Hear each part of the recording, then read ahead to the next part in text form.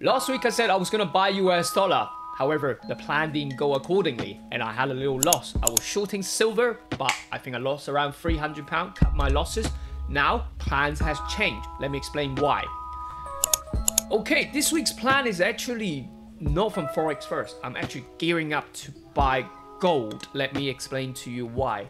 This is the commitment of trader from my good friend's website, marketmadeclear.com. Commitment of trader, in a simple term, it tracks the smart money. Right, let's have a look at the smart money, commercial precision. What they're doing.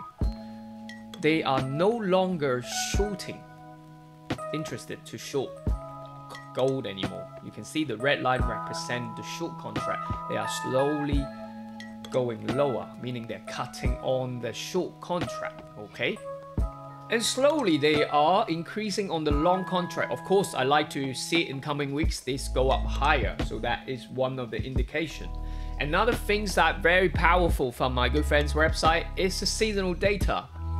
Through here, you can see three particular things that I want to talk about is the current year is the yellow line. So the price of current year's movement.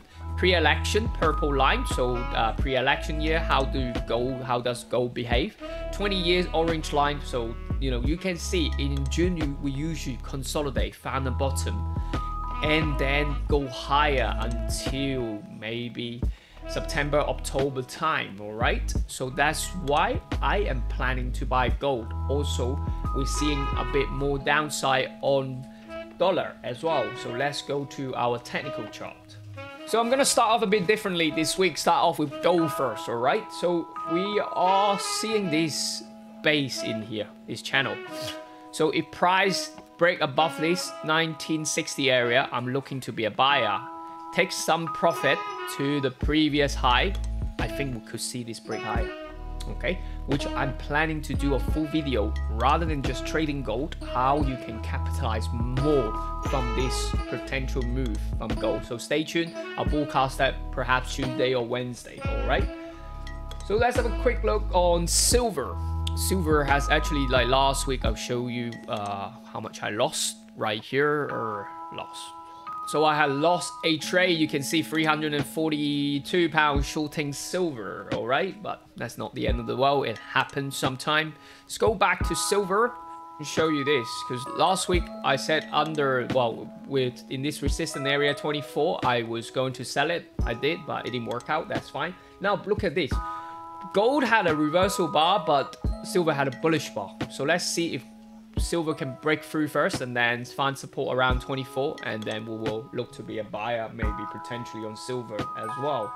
Okay, so price action stack up, that's why I want to be a buyer. But one major thing actually is the US dollar. I said last week we still want to be a buyer when price, if a price stay above 103 area. No, it couldn't, it breaks below. Now we could see a little pullback and people think, oh yeah, we're in a support again, but we're in the middle range in here, so I don't like that, all right? I'm not planning to actively trade Forex too much the next week, but I'll use it as a reference and see how this phase 2 can dollar stay below the 103, then I'll probably look to be opportunity to buy gold or silver, and also with dollar yen as well, I'll show you. We are seeing dollar yen gain, so yen weakness on Friday, but we didn't see that on silver. We definitely didn't see that on gold either. That's why I think this move is fake. But in the middle of the range, I don't really want to sell dollar yen either. So use that as a reference to buy gold.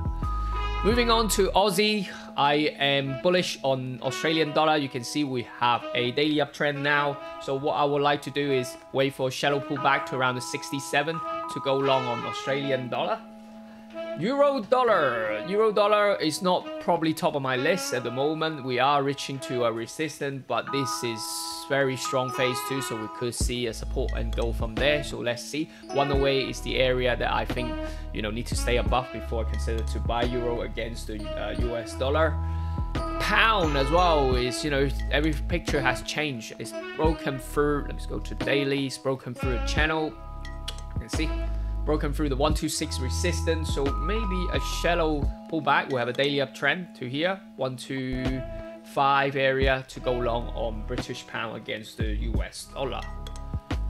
Kiwi, so New Zealand dollar against the US dollar could be the one that I may do a phase 2 trade. We do have a daily uptrend now, so you can see here high, low, high, so it's broken. Come back to the 61 will be a support area, so it does look like it needs to recharge a little bit, so I could potentially sell the New Zealand dollar against the US dollar short term.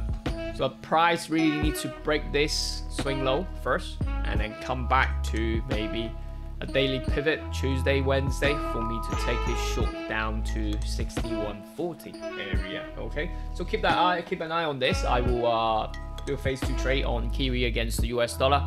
Dollar Swiss, similar picture like Euro dollar, so it's broken, change of trend from uptrend to now we have a downtrend. Dollar CAD as well couldn't hold major support around this 133 area, so you know, a shallow pullback to here. It could be a seller of dollar CAD. All right, so that's why all majors pointing weakness in US dollar. Hence why I want to be a gold buyer. Do you have a question or do you agree with my plan?